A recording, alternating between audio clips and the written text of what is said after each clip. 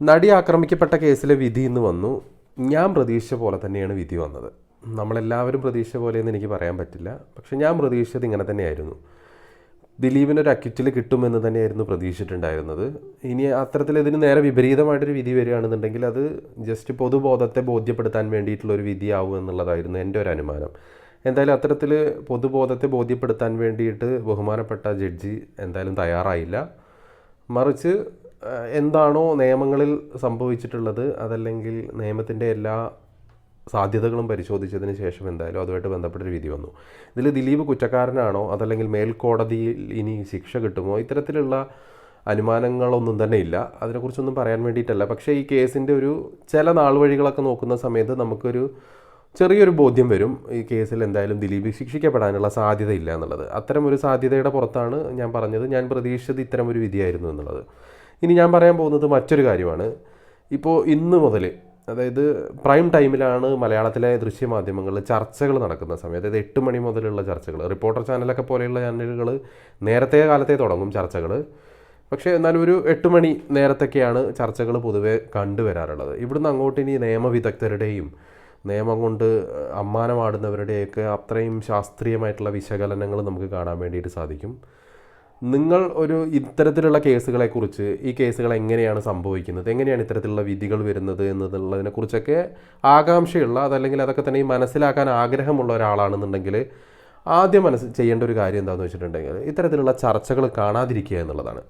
പ്രത്യേകിച്ച് ഇന്ന് മുതലുള്ള ചർച്ചകൾ കാണാതിരിക്കുക എന്നുള്ളതാണ്.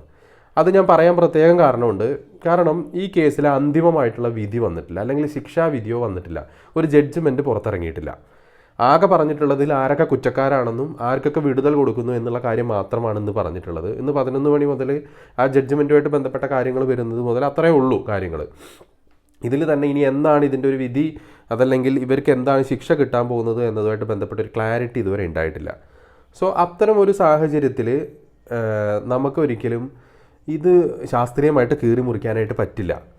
ഇപ്പോൾ നമ്മുടെ മുന്നിലുള്ളതൊക്കെ തന്നെയും ഓരോരുത്തർ പറഞ്ഞിട്ടുള്ള അറിവുകളുടെ മാത്രം പുറത്ത് ആളുകൾ ചർച്ച ചെയ്യുന്ന കാര്യങ്ങളാണ്. അതായത് പ്രോസിക്യൂഷൻ എന്താണ് വാദിച്ചത്, ആ സമയം പ്രതിഭാഗം വക്കീൽ എന്താണ് പറഞ്ഞിട്ടുള്ളത്, ഇതെല്ലാം കേട്ടുകൊണ്ടിരുന്ന ജഡ്ജ് എന്ത് തീരുമാനത്തിലാണ് എത്തിയിട്ടുള്ളത്. ഇത്തരം കാര്യങ്ങളിലൊക്കെ തന്നെ ഒരു തീർപ്പ് കിട്ടണമെന്നുണ്ടെങ്കിൽ നമുക്ക് ഈ ജഡ്ജ്മെൻറ്റിൻ്റെ കോപ്പി കിട്ടണം. അത് പബ്ലിക് ഡൊമൈനിൽ അവൈലബിൾ ആയാൽ തന്നെ നമുക്കത് വായിക്കാൻ വേണ്ടിയിട്ട് കിട്ടുള്ളൂ. അതിനെക്കുറിച്ച് ഇതുവരെ തീരുമാനമായിട്ടില്ല. അതിൻ്റെ കാരണം എന്താണെന്ന് വെച്ചിട്ടുണ്ടെങ്കിൽ ഇവരുടെ ശിക്ഷയുമായിട്ട്, അതായത് ഇപ്പോൾ കുറ്റവാളികളാണെന്ന് കണ്ടെത്തിയിട്ടുള്ള പ്രതികളുടെ ശിക്ഷയുമായി ബന്ധപ്പെട്ട് വാദങ്ങൾ നടക്കണമെന്നാണ് പറഞ്ഞിട്ടുള്ളത് ഇന്ന് കോടതി. അതുകൊണ്ട് തന്നെ ഇനിയും ഈ കേസ് കോടതിയിൽ ചെല്ലും. ഞാൻ ദിലീപ് മുതൽ അങ്ങോട്ടുള്ള പ്രതികളെക്കുറിച്ചല്ല പറയുന്നത്, അതിന് പൾസർ സുനി മുതലുള്ള പ്രതികളെക്കുറിച്ചാണ് പറയുന്നത്. അപ്പോൾ അവർക്ക് ഏത് ശിക്ഷ കിട്ടണം, അല്ലെങ്കിൽ അവർക്ക് ശിക്ഷയിൽ എന്തെങ്കിലും ഇളവിന് ആനുകൂല്യമുണ്ടോ, ഇത്തരം കാര്യങ്ങളിൽ ഒരു വാദം നടന്നതിന് ശേഷമാണ് ഇനി ഇതിൽ എന്താണ് ശിക്ഷ എന്നുള്ളത് വിധിക്കുന്നത്. ആ ഒരു വിധി പകർപ്പിൽ തന്നെയാണ് ഇവർ അക്വിറ്റലുമായിട്ട് ബന്ധപ്പെട്ടുള്ള കാര്യങ്ങളും എല്ലാ കാര്യങ്ങളും മെൻഷൻ ചെയ്തൊരു സാധനം ഉണ്ടാകാൻ പോകുന്നത്. അപ്പോൾ അത് കാണുന്നത് വരെ, അതല്ലെങ്കിൽ എങ്ങനെയാണ് ഈ കേസിൽ പ്രോസിക്യൂഷൻ പരാജയപ്പെട്ടു എന്ന് ഞാൻ പൂർണ്ണമായിട്ട് പറയുകയല്ല. അതല്ലെങ്കിൽ നമ്മൾക്കറിയാം ഇവിടെ പൊതുബോധം എന്തായിരുന്നു വിചാരിച്ചിരുന്നത്, ഈ കേസിൽ പൾസർ സുനി അല്ല ശരിക്കും ഒന്നാം പ്രതി. മലയാളികൾ ഒരു വിഭാഗം ആളുകൾക്കിടയിൽ ദിലീപാണ് ഈ കേസിൽ ഒന്നാം പ്രതി. സോ ദിലീപ് എങ്ങനെയാണ് ഈ കേസിൽ നിന്നൊരു അക്വിറ്റൽ നേടിയത് എന്നുള്ള കാര്യങ്ങളൊക്കെ തന്നെയും ഈ ജഡ്ജ്മെൻറ്റിലായിരിക്കും കൃത്യമായിട്ട് പ്രൊണൗൺസ് ചെയ്ത് വെച്ചിട്ടുണ്ടായിരിക്കുക. ഇത് എല്ലാ കാര്യങ്ങളും ഡീറ്റെയിൽ ആയിട്ട് തന്നെ ജഡ്ജ്മെൻറ്റ് ഉണ്ടായിരിക്കും. അത് ഒരുപക്ഷെ എനിക്ക് തോന്നുന്നത് ഒരു ബൃഹത്തായിട്ടുള്ള ഒരു ജഡ്ജ്മെൻറ്റ് തന്നെ ആയിരിക്കും ഈ നടി ആക്രമിക്കപ്പെട്ട കേസിന് ഉണ്ടാവുക എന്നാണ് തോന്നുന്നത്. കാരണം അത്രയധികം നീണ്ട പ്രോസസ്സായിരുന്നു, അത്രയധികം സമയം വിചാരണ ഉണ്ടായിരുന്നു, നീട്ടിവെക്കലുകൾ ഉണ്ടായിരുന്നു. അപ്പോൾ അത്തരത്തിലുള്ളൊരു നീണ്ട ജഡ്ജ്മെൻറ്റ് തന്നെ ആയിരിക്കും എന്ന് വിചാരിക്കാം. അത് മൊത്തത്തിലൊന്നും വായിക്കാൻ പറ്റിയില്ലെങ്കിലും നിങ്ങൾക്കത് വല്ല ChatGPT-നോടോ അല്ലെങ്കിൽ ഏതെങ്കിലും ഒരു AI ടൂളിനോടോ നിങ്ങൾക്ക് ഈ പറയുന്ന ജഡ്ജ്മെൻറ്റ് കൊടുത്തിട്ട് വിശകലനം ചെയ്ത് പറയാൻ പറഞ്ഞിട്ടുണ്ടെങ്കിൽ പോലും ഇപ്പോൾ ഈ ചാനൽ ജഡ്ജിമാർ നടത്തുന്ന വിശകലനത്തെക്കാളും ശാസ്ത്രീയ അവലോകനങ്ങളെക്കാളും ക്ലാരിറ്റിയുള്ള ഒരു ഉത്തരം നിങ്ങൾക്ക് അതുമായിട്ട് ബന്ധപ്പെട്ട് കിട്ടും. നിങ്ങൾ നിയമം പഠിക്കാനോ അതല്ലെങ്കിൽ നിയമപരമായിട്ടുള്ള കാര്യങ്ങളിലോ തൽപരരായിട്ടുള്ള കക്ഷികളാണ് എന്നുണ്ടെങ്കിൽ നിങ്ങൾ ചെയ്യേണ്ട കാര്യം അതാണ്.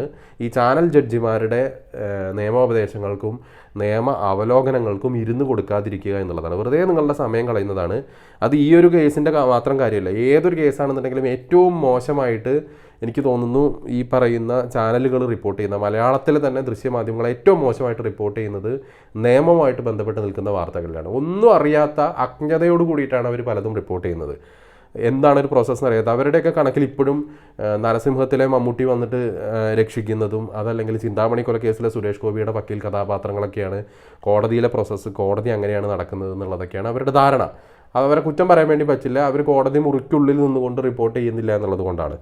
അപ്പോൾ സ്വാഭാവികമായിട്ടും അങ്ങനെയൊക്കെ തന്നെ തെറ്റിദ്ധരിച്ചിട്ടായിരിക്കും അവർ നിൽക്കുന്നത്. അപ്പോൾ ഒരുപാട് കാര്യങ്ങൾ മുന്നിലെത്തിയിട്ടാണ് ഒരു ജഡ്ജി ഒരു കാര്യത്തിലൊരു ഇത് പറയുന്നത്. അതിൻ്റെ ക്ലാരിറ്റി നമുക്ക് കിട്ടണമെന്നുണ്ടെങ്കിൽ ഈ പറയുന്ന ജഡ്ജ്മെൻറ്റിൻ്റെ കോപ്പി നമുക്ക് കിട്ടിയാലേ പറ്റുള്ളൂ. അതല്ലെങ്കിൽ ഇനിയിപ്പോൾ ഇവർക്ക് അക്വിറ്റൽ കൊടുത്തതുമായിട്ട് ബന്ധപ്പെട്ട എന്തെങ്കിലും ഒരു സാധനം റിലീസ് ചെയ്യുകയാണെന്നുണ്ടെങ്കിൽ അത് കിട്ടിയാൽ മാത്രമേ നമുക്ക് പറയാൻ വേണ്ടി പറ്റുള്ളൂ. ഇപ്പോൾ ഇന്ന് മുതൽ കേൾക്കാൻ പോകുന്ന എല്ലാ ചർച്ചകളും വെറും അസംഷൻസിൻ്റെ പുറത്ത് മാത്രം നടക്കാൻ പോകുന്ന ചർച്ചകളാണ്. അത് കേട്ടിരുന്ന് വെറുതെ നമുക്ക് തലയ്ക്ക് ഭ്രാന്താവുന്നുള്ളതല്ലാതെ ഒരു കാര്യമില്ല. ഇപ്പം തന്നെ ഈ പത്രമാധ്യമങ്ങളുടെ ചർച്ചകളുടെ ഒരു അതിപ്രസരം മൂലം കേരളം ഒരു 2 പീസായിട്ടാണ് നിൽക്കുന്നത്. ദിലീപിനെ സപ്പോർട്ട് ചെയ്യുന്നവരൊരു പക്ഷം, ദിലീപിനെ പിന്തുണയ്ക്കാത്തവരൊരു പക്ഷം എന്നുള്ള നിലയ്ക്കാണ് നിൽക്കുന്നത്. അപ്പോൾ അത്തരം ഒരു സാഹചര്യത്തിൽ അത്തരം മാധ്യമങ്ങളുടെ പ്രൊപ്പഗാൻഡയുടെ ഇരയായി കൊടുക്കാതിരിക്കുക എന്നുള്ളതാണ്, അല്ലെങ്കിൽ PR ടീമുകളുടെ ഇരയായി കൊടുക്കാതിരിക്കുകയാണെന്നുള്ളതാണ്. നിങ്ങൾക്ക് സ്വയം മനസ്സിലാക്കാവുന്നതേ ഉള്ളൂ. ഏറ്റവും സിമ്പിളായിട്ടുള്ള ലാംഗ്വേജിൽ ഇതൊക്കെ എഴുതി വെച്ചിട്ടുണ്ടാവും. ഇനി അതല്ലെങ്കിൽ സിമ്പിളായിട്ടുള്ള ലാംഗ്വേജുകളൊക്കെ ആക്കാനുള്ള ടൂൾസ് നമുക്ക് അവൈലബിൾ ആണ് എന്നുള്ളതാണ്. സോ ചാനലുകാരെ പേടിക്കണം, ചാനൽ ജഡ്ജിമാരെ പ്രത്യേകം പേടിക്കണം. നിങ്ങൾക്ക് നിയമം അറിയണമെന്നുണ്ടെങ്കിൽ നിങ്ങൾ തന്നെ വായിച്ച് മനസ്സിലാക്കുക. മറ്റൊരാളുടെ പെർസെപ്ഷനിലൂടെ നിങ്ങൾ നിയമത്തെ മനസ്സിലാക്കാനോ കോടതിയിലെ പ്രോസസ്സുകൾ മനസ്സിലാക്കാനോ ശ്രമിച്ചിട്ടുണ്ടെങ്കിൽ നിങ്ങൾ തെറ്റിദ്ധരിക്കപ്പെട്ടേക്കാം.